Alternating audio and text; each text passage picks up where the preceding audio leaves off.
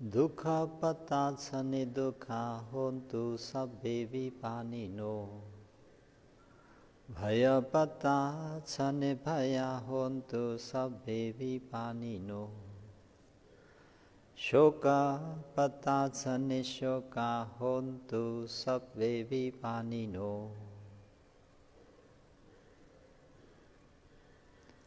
अगो बुद्धो अगो धम्मो अगो संघो अनुत्तरो अगो मे विपाका होन्तु यं यं इच्छं समिज्जतु जीन वन्दथ गौतमं जीन वन्धाम गौतमं विज्जा चरण संपन्नं बुद्ध वन्धाम शारदम्। सर्वप्रथम त्रिरत्नमा सादर वन्दना। शासनका उपाध्याय आचार्यदेखि लिएर देखाउने सुनाउने सिकाउने सबै गुरुवर भन्तीहरूमा सादर वन्दना। सधर्म प्रेमी उपासकोपासिकाहरूमा दिनानुदिनको मङ्गलमयको शुभ मैत्री कामना। सबैको मङ्गल होस्, भलो होस्, कल्याण होस् भन्ने मङ्गल मैत्रीलाई अगाडि सारी सधर्म प्रेमी उपासकोपासिकाहरूलाई आज पनि चतुर्सच सम्मादिट्ठी अन्तर्गत समुदय सच सम्मादिट्ठी उपदेश गर्न गइरहेको छु।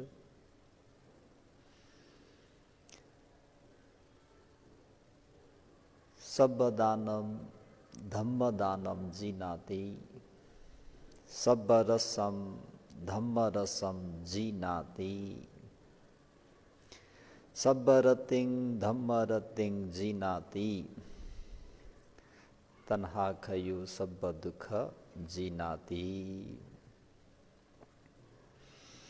समुदय सच सम्मादिट्ठी भवचक्रको जुन अवस्थामा वा भवचक्रको जुन अवस्थासम्म चक्षुलाई आँखालाई यो मेरो हो, यो म हुँ र यो मेरो आत्मा हो भनी अनुरक्त भई तृष्णाले हेरिरहन्छौँ तबसम्म त्यस अवस्थासम्म चक्षु अविच्छिन्न रूपले जन्मको चक्र क्रमश अभिवृद्धि भइरहने हुन्छ। चक्षुको आघात अभिवृद्धि भइरहन्छ।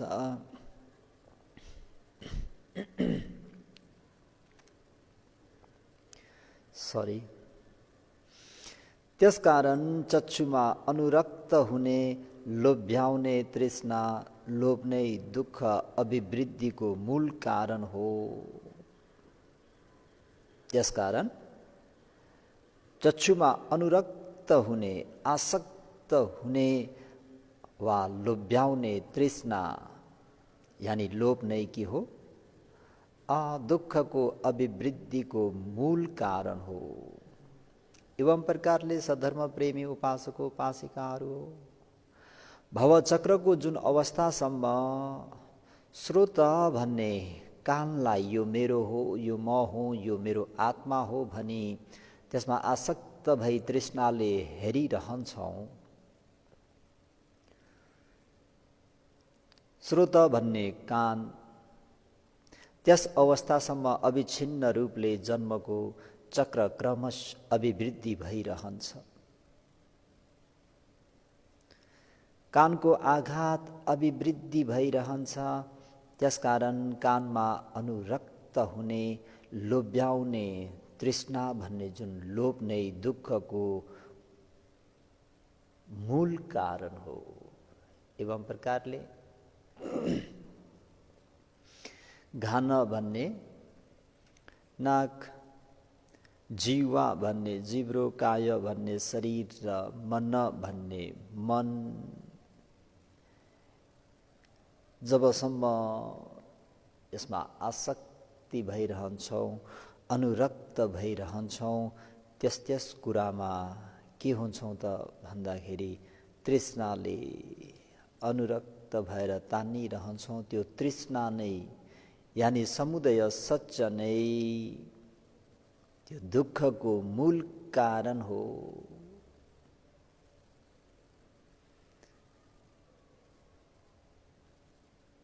पिलनठ सङ्खत सन्ताप विपरिणाम जति पनि दुःखहरू अहिले सहन गरिरहनु परेको छ त्यो सबै के हो त भन्दाखेरि समुदय सच्च भन्ने तृष्णा मूल कारण हो। यसरी देख्ने ज्ञानलाई यथार्थ दुःख उत्पत्ति हुने कारणलाई जान्नु नै त्यसलाई के भनिन्छ त भन्दाखेरि सम्मादिट्ठी। के सम्मादिट्ठी भन्दाखेरि समुदय सच्च सम्मादिट्ठी। जति पनि यो भवचक्रमा घुमिरहेका प्राणीहरू छन् कतिन्जेलसम्म घुम्छन् त भन्दा जबसम्म तृष्णा क्षय हुँदैन तबसम्म भव भन्ने जाति भन्ने जन्म भइ नै रहन्छ। जाति छ भने जरा व्याधि मरण। त यो जरा व्याधि मरणको कारण के त भन्दा जातिको कारण के त भन्दाखेरि तन्हा भन्ने तृष्णा समुदय सच्च।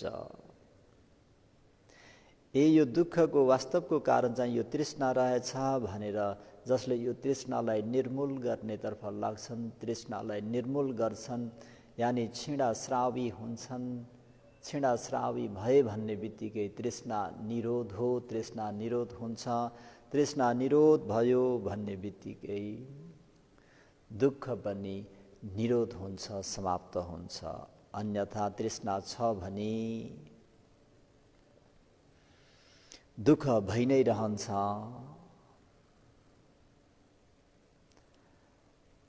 चक्षु सोत घान जीव काय। विशेष गरेर यो तृष्णा पनि यो रस तृष्णा धेरै नै डरलाग्दो छ। सधर्म प्रेमीहरूलाई अझ थोरै रस तृष्णालाई लिएर उपदेश थोरै गरौँ जस्तो लाग्यो। यो रस तृष्णाको विषयमा लिएर महासुत सोम जातक, हुन त महासुत सोम जातकलाई 4-5 दिन लगाएर उपदेश पनि गरेको छु। र पनि आज यो समुदय सच्च यो तृष्णाले कसरी चाहिँ प्राणीहरूलाई कहाँसम्म पुर्याउँछ, कसरी दुःख दिन्छ, कसरी चाहिँ यसले हरेक चिज वस्तुहरूलाई कसरी त्याग गर्न चाहन्छ भन्ने प्रसङ्ग थोरै महासुत सोम जातक। महासुत सोम भनेका अरू होइनन् भावी अङ्गुलीमाल। अङ्गुलीमाल महासुत सोम जातकमा अङ्गुलीमालको नाम पोरिसात। पोरिसात महाराज भनेका माछा मासु खानमा अथवा माछा मासु प्रति अति नै लुब्ध हुने खालका स्वभावका थिए। है त्यो मासुसँग उनले आफ्नो अर्धाङ्गिनी, आफ्नो राजपाट, आफ्ना छोराछोरी, आफ्नो ज्ञाति बन्धुहरू सबैलाई तिलञ्जली दिए। तर रस तृष्णालाई उनले त्याग गर्न सकेनन्। यसले ठुलो विनाश हुन्छ। म यो रस तृष्णामा तानिनु हुँदैन भन्ने होस नै भइदैन। राजसिंहासन पनि त्यागिदिए। आफ्नो अर्धाङ्गिनी, अग्रमहेशी, राजकुमार राजकुमारीहरू सम्पूर्ण राजपाट नै छाडेर उनी जङ्गल जान ताम्सिने। यो रस तृष्णा अति नै डरलाग्दो। उनको एकजना रसक भन्ने भान्से जो थियो ऊ खाना पकाई जोडजाम गर्नमा अति नै सिपालु। पोरिसत महाराज मासु बेगर भोजन नगर्ने।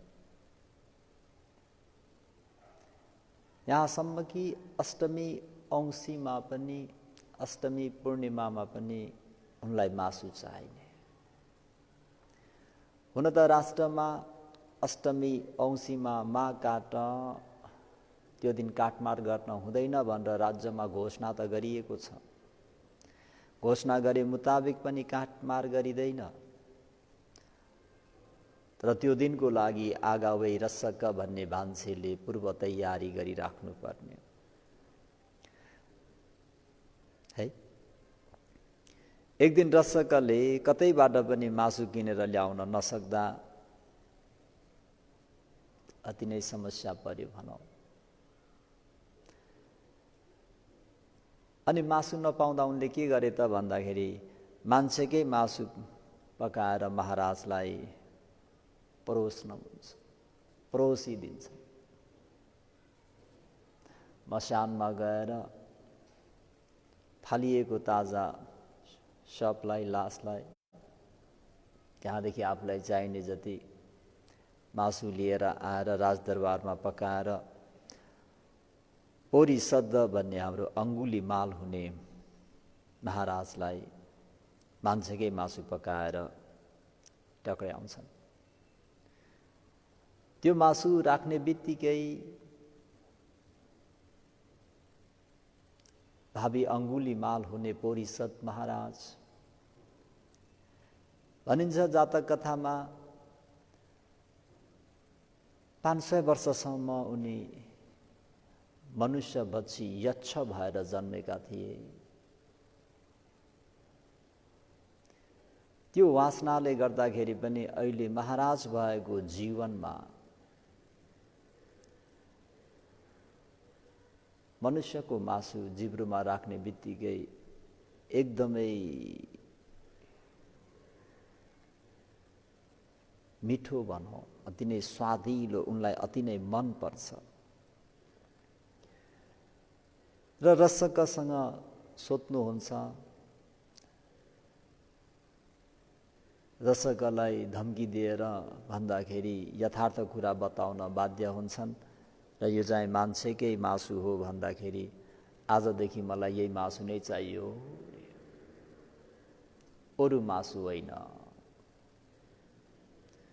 यही मासुबाट नै मैले भोजन ग्रहण गर्नेछु। त्यस बेलादेखि पोरिसद महाराजले मान्छेको मासु नखाई बस्न नसक्ने हुन पुगे। त्यसो हुँदा रसकले कसैलाई थाहा नहुने गरी जेलमा थुनिराखेका ती व्यक्तिहरूलाई मारेर खुवाउने गर्न थाले। जेलका मानिसहरू सिद्धिएपछि बाटो बाटोमा पैसाका पोकोहरू फालिराखेका ती पोकाहरू टिपेर लग्नेलाई चोर भन्ने दोषारोपण गरिकन उनीहरूलाई समातेर मारेर चाहिँ यसरी महाराजलाई तरकारीको रूपमा टक्र्याउनु पर्थ्यो।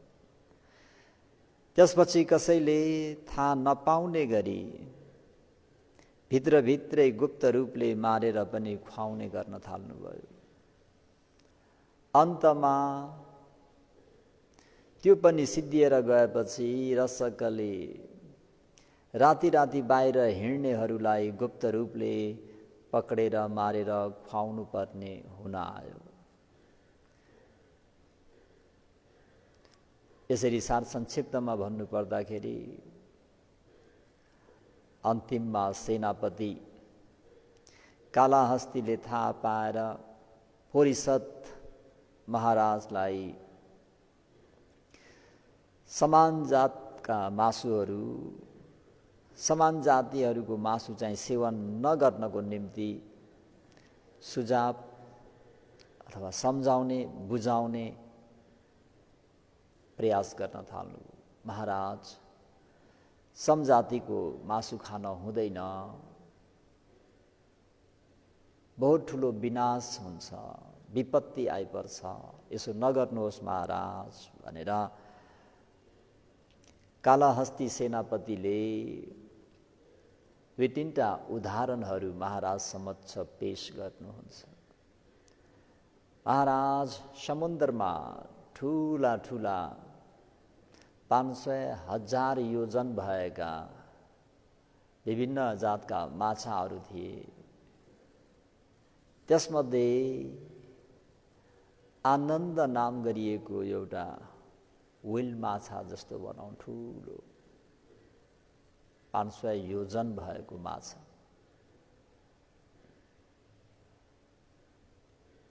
ती माछाहरूको दर्शनार्थ धेरै माछाहरू आउने गर्थे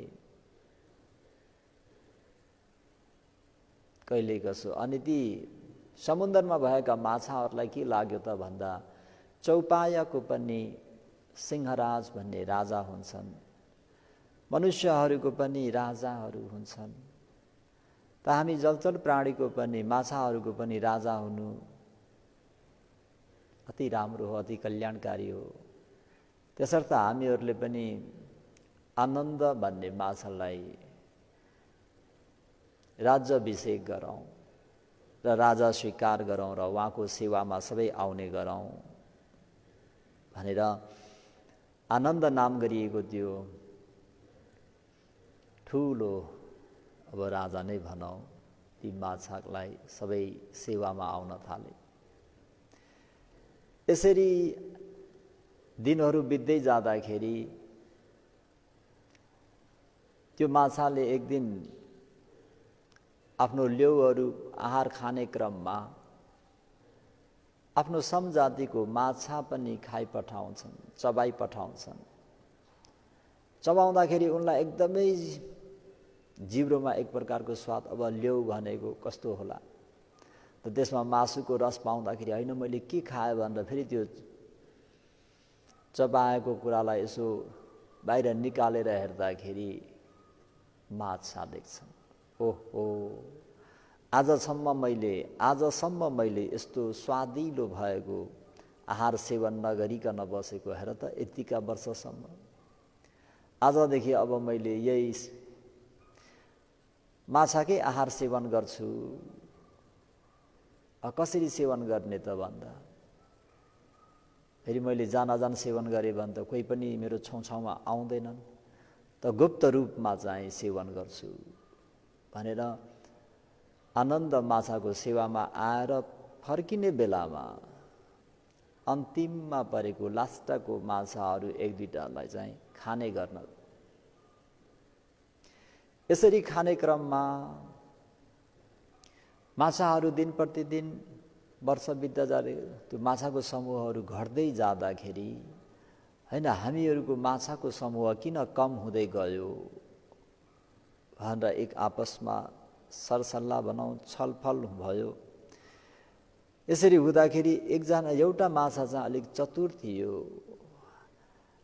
हामी जुन दिनबाट महाराजको सेवामा, आनन्द माछाको सेवामा गएका छौँ त्यहाँबाट हामीहरूको समूह, हामीहरूको परिषद चाहिँ कम हुँदैछ भनेर एउटा चतुर माछाले आनन्द माछाको कान पछाडि चाहिँ लुकेर हेरिरह्यो। सबै सेवामा आएका माछाहरू फर्के, लास्टमा रहेको माछालाई आनन्द माछाले कप्प खाइहाले। त्यो खाएको देखेपछि बिस्तारै ऊ पनि आनन्द माछाले नदेख्ने गरी आफ्नो समूहमा गएर हो आनन्द माछाले चाहिँ यसरी माछा हामीहरूको समजातिको मासु खाएको। त्यसपछि माछाहरू आनन्द माछादेखि डराएर सबै अन्यत्र भनौँ धेरै टाढा अन्त्यतिर लागे, अथवा आनन्द माछा छिर्न नसक्ने त्यो गुफातिर उनीहरू त्यहाँ गएर लुकेर बसे। यता आनन्द माछा पनि त्यो आफ्नो समजातिको मासु खानमा पल्केको हुँदाखेरि, रस तृष्णामा आसक्त भएको हुँदाखेरि अब अरू आहार खाएर जीविको यापन गर्नेतिर छैन। होइन किन आएनन्, कहाँ गए, के भयो, आहार खोज्नु पर्यो भनेर जाने क्रममा समुद्रमा एउटा पर्वत बनाउँ भित्रै, निश्चय पनि यही पर्वतमा लुकेको हुनुपर्छ भनेर त्यो पर्वतलाई चाहिँ आफ्नो जिउले बेरेर त्यो पर्वतलाई चरप्प समातेर घुम्ने क्रममा 500,000 योजनको लामो माछाले त्यो पर्वतलाई बेर्दाखेरि एक फन्को मार्दाखेरि 50 योजनको थियो रे उनको पुच्छर मात्रै। अनि त्यो पुच्छरलाई देख्दाखेरि यहाँ लुकेर बसेको रहेछ, अब यही हो आहार भनेर जोडले चाहिँ एकैचोटि चबाउँछु भन्दा आफ्नो त्यो 50 योजनको पुच्छर च्वाट्टै नै चुडिने गरी नै चपाए भनौँ, टोके भनौँ। अनि जब त्यो टोकी पनि सक्नु अनि बल्ल दुःख वेदना असह्य दुःख पीडा भयो रे। सबै समुद्रै के भन्ने रगतै रगत जस्तो भएर रातै भयो, ठुलो पीडा भयो र त्यही नै बेरेको बेरै हलन्न चलन भएर त्यही नै त्यो आनन्द माछाको मृत्यु भयो। महाराज, समजातिको मासु सेवन गर्न हुँदैन। यसरी समजातिको मासु खाने गर्नाले समुद्रको आनन्द नाम गरिएको माछा यसरी मर्नु पर्यो। त्यतिखेर ऋषिहरू हुनुहुन्थ्यो। त्यो माछा मरेर गइसकेपछि त्यो माछाको हाड चाहिँ एउटा त्यो पहाडको माथि चाहिँ देखिन्थ्यो अरे क्या। अनि यो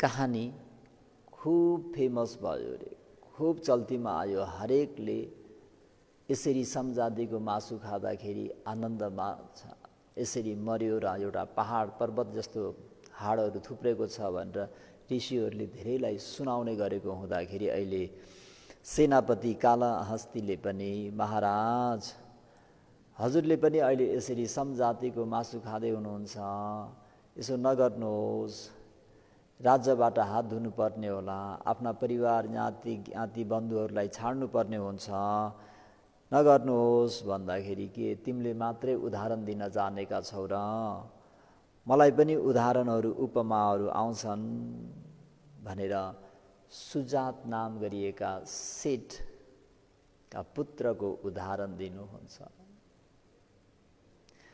त्यतिखेर हिमालयमा 500 जना ऋषिहरू थिए रे। पोरिसत अङ्गुलीमाल हुनेले फेरि म छोड्न सक्दिनँ, मासुलाई त्याग गर्न सक्दिनँ, बरु म आफ्नो यो राजपाट त्याग गर्छु, आफ्नो अर्धङ्गिनी छोराछोरीहरू त्याग गर्छु, तर मान्छेको मासु खान चाहिँ म त्याग गर्न सक्दिनँ, म त्यति आसक्त छु, मलाई त्यति मनपर्छ भन्ने कुरा जत्लाउँदै फेरि उनले पनि उपमा दिएका।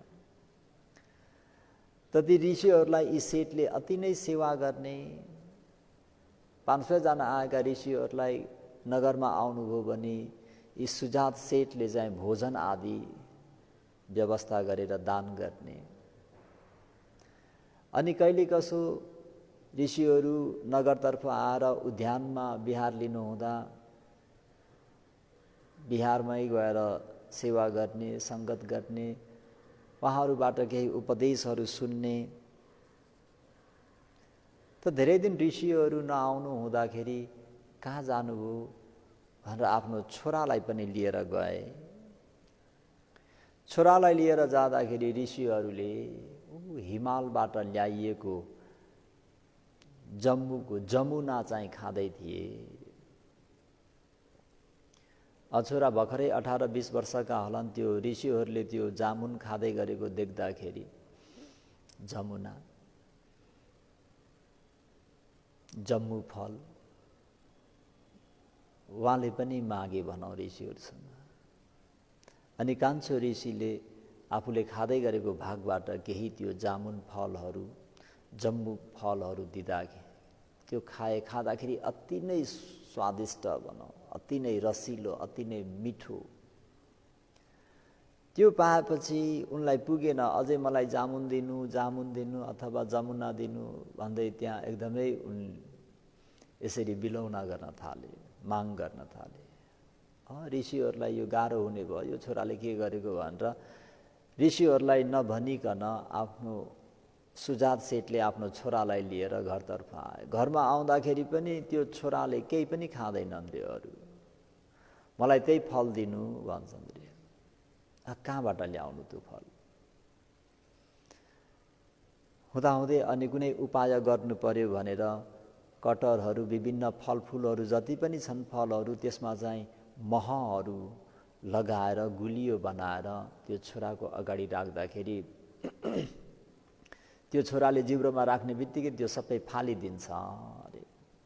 मलाई त्यही फल चाहियो भनेर हुँदाहुँदै यसरी बस्दा रहँदा बस्दै 7 दिनसम्म निराहार भएर मृत्यु भएर गयो। तर अरू फल खाएन।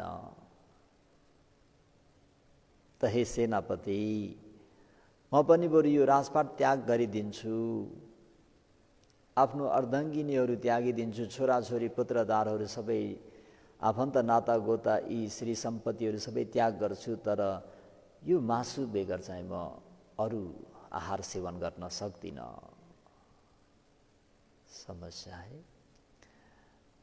त उसले जान प्राण त्याग गरे जस्तै म पनि त्याग गरिदिन्छु, तर यो चाहिँ मासु चाहिँ त्याग गर्न सक्दिनँ भन्दाखेरि त्यहाँ कालाहात्ती सेनापतिले, महाराज त्यसो नगर्नुहोस्, ठुलो विपत्ति आइलाग्छ भनेर त्यहाँ अरू पनि उदाहरण दिनुहुन्छ। त यसरी हुँदाहुँदै परिषद अङ्गुलीमाल हुने परिषदले भने, कालाहात्ती भन्ने सेनापतिको कुरै नसुनी राजसुख, ऐश्वर्य, जे जति पनि ती सम्पूर्ण श्री सम्पत्तिहरू समेत त्याग गरिकन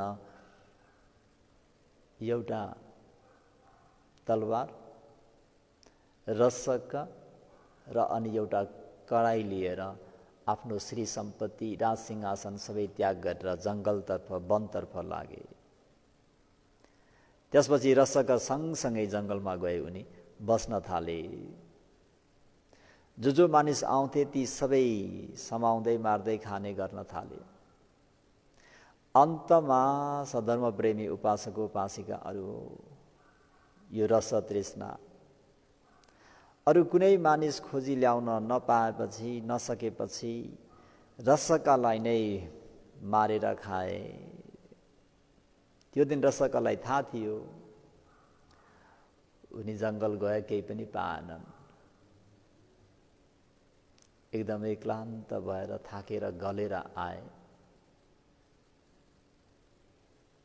भावी अङ्गुलीमाल हुने परिषद, रसक आगो फुक, कराई बसाल, महाराज तरकारी कहाँ छ र भन्दा त्यो प्राप्त हुनेछ। अनि डराई आगो फुके, कराई बसाले। अनि परिषद स्वयं आफैले नै रसकालाई मारेर के गरे, खाए। यो रस तृष्णा भन्ने नि कति दुःख दिन्छ हेर्नुहोस् त। आफूसँगै आफूलाई सेवा गरेर बस्ने व्यक्ति गुण अपगुण, राम्रो नराम्रो केही बुझ्न दिँदैन। यही कथावस्तुलाई कारण बनाएर केही नभए रसकलाई नै झ्वाइँ भन्ने एउटा हाम्रो परमादेशमा उखान, एउटा कथन पनि बनेर आएको देखिन्छ। उक्त परिषद महाराज राज्यसुख वैभवलाई समेत त्याग गरिकन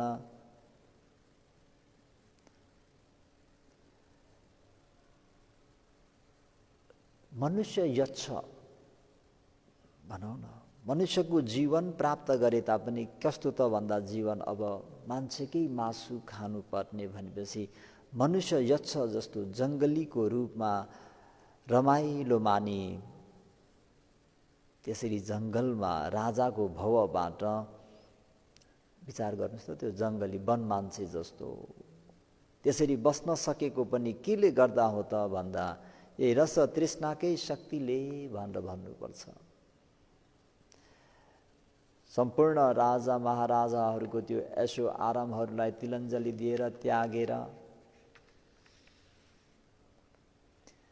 वन मान्छे आधा मान्छे आधा यक्ष जस्तो मनुष्य यक्ष भएर रमाएर बस्न सकेको कारण के हो त भन्दाखेरि रस तृष्णा अति नै डरलाग्दो छ, अति नै भयावह छ।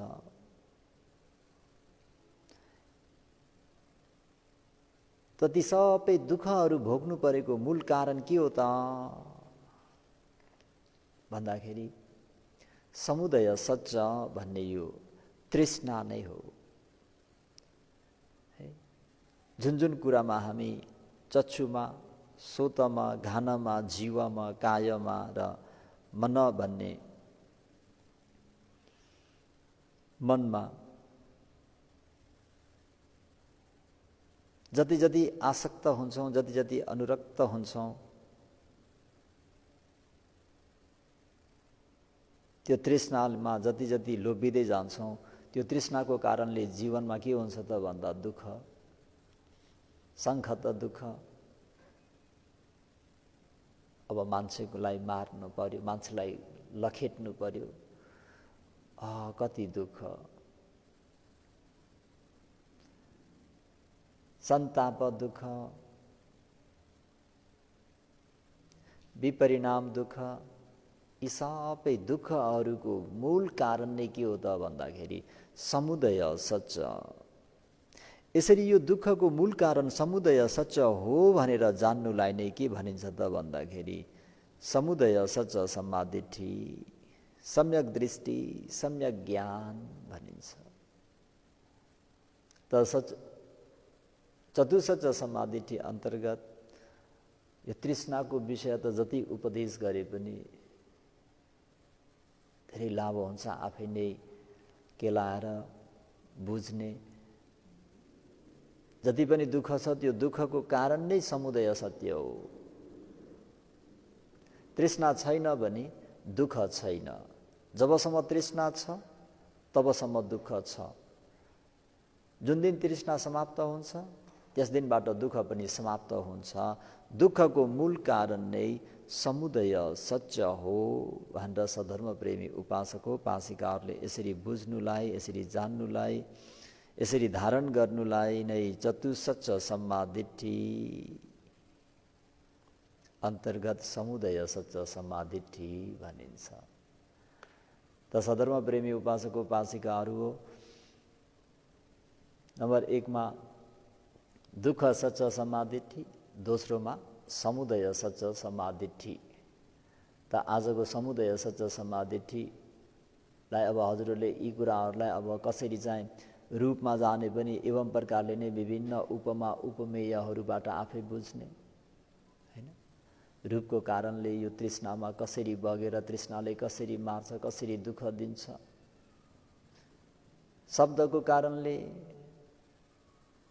कसरी चाहिँ त्यो श्रद्धा तृष्णा शब्दमा कसरी आसक्त भइएर लोभेर त्यसले कसरी दुःख दिन्छ। गन्धको कारणले गन्धमादन सेठको घरमा हाम्रो भावी सुख सामनेर हुने व्यक्ति गन्धमादन सेठले सेवन गर्ने भोजनको सुगन्ध नाकमा फस्छ हुँदाखेरि फस्छ पचय वेदना, एकदमै सुखानुभूति भइदियो। वेदना पचय तन्हा, मलाई पनि चाहियो त्यो आहार भन्दाखेरि 3 वर्षसम्म आफ्ना अर्धाङ्गिनी, आफ्ना छोराछोरी, आफ्नो काम व्यापार, आफ्नो गाउँ, आफ्नो घर सबै छोडेर रस तृष्णा त्यो इच्छा भोजनको निम्ति भन गन्ध तृष्णामा तानिएर 3 वर्षसम्म दास भएको प्रसङ्ग सधर्म प्रेमीहरू सबैलाई अवगत छ। मैले यहाँबाट धेरै व्याख्या गर्नेतर्फ लागिनँ। रस तृष्णाको अहिले अलिकति पोरी शब्दको थोरै भनी बताएँ। फुटब तृष्णा, त्यसको पनि अब आफै मनन गरेर यो तृष्णाले कति दुःख दिन्छ।